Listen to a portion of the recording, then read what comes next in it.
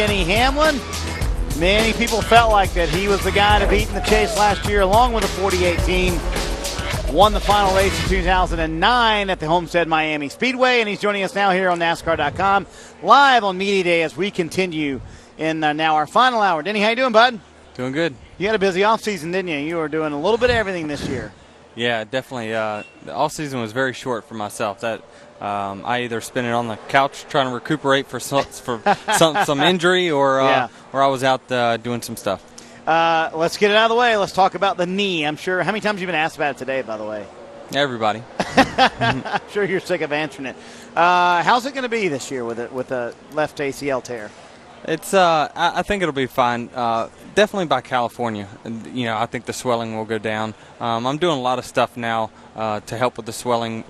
Ice and compression ultimately, but trying to stay off my feet as much as I can. It seems like I'm strong for about an hour, hour and a half on my feet, and then it starts kind of giving out, and I kind of have those give out moments where it just buckles a little bit. But for the most part, I'll wear a brace every day for the next year and a half until it's all straight. We were at the shop the other day. The process now is trying to figure out, though, how to make you comfortable in the car.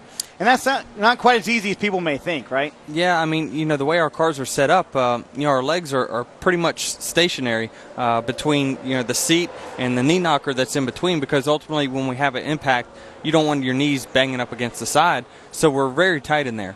Well, you're straight with the clutch, I found, and I didn't realize that how crooked I have my foot when I apply the brake, and because you're a left foot braker, and ultimately, the more angle that you put on there, that's going against the tear. But I was able to brake with quite a bit of pressure, and with relatively mild pain. I think it'll maybe ache a little bit at the end, but thank goodness we're at Daytona.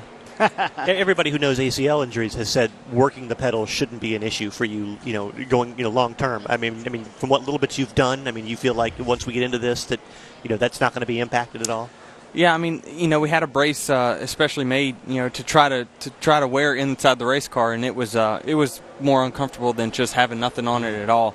I definitely don't think, especially there's guys that race with much worse injuries than what I have. Ricky Rudd comes off the top of my head, but he's a tough Virginia guy. But this is just something that it affects more everyday life outside of racing than I think it will actually on the racetrack. Yeah, you can probably put a little tape on it on Sundays and be fine. Don't you think? Yep. The road courses, I know you're a little worried about, but by then, your point is the swelling should be down, and you're in the healing process now, which people don't understand, right? Yeah, I think the first month is crucial, and making sure that you get your stability back and everything. And once I start rehabbing, which will come as soon as the swelling does go down, that's when I'll start to get my leg muscles back, and it's going to stabilize the whole knee pretty much. From what I hear, by the time I get to probably Vegas, everyday life, as long as I'm not doing something active, you really won't even notice that there's a problem. So please tell me this happened when you were putting a mean crossover dribble on somebody or going up for a tomahawk or something like that. You should have seen it. It was I definitely, they showed actually some highlights from the hoops on TV the other day. I was watching, actually made my game look really, really well. We tried.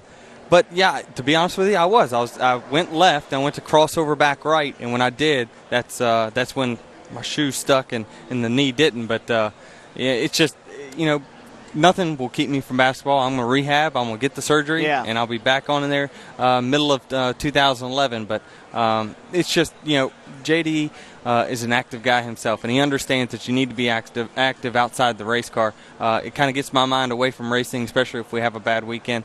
And ultimately, it's half of my workout program. So, it was just a freak thing, and thank goodness I'm racing with my butt in a seat instead of standing up. We talked about this last year when we did that feature on you on TNT and playing basketball. You knew that possibility was there.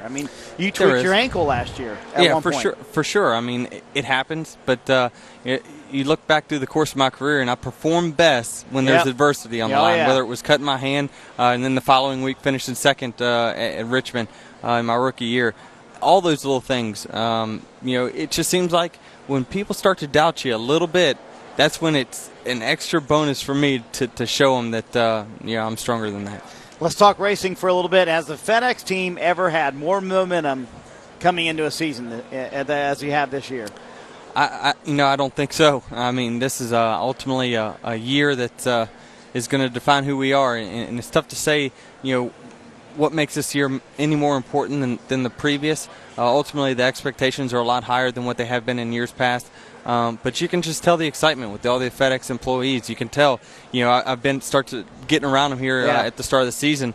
My fans, they're excited. Everyone's just really excited about, the possibilities of this season, and I am too. I mean, we just ended last year so strong, winning the last, 4 out of 15 races or so, and that was part of a plan, and that we might follow that same trend this year. So do you feel like you are the guy to unseat Jimmy Johnson? If anybody's going to do it, it's going to be you. Is that your confidence level right now?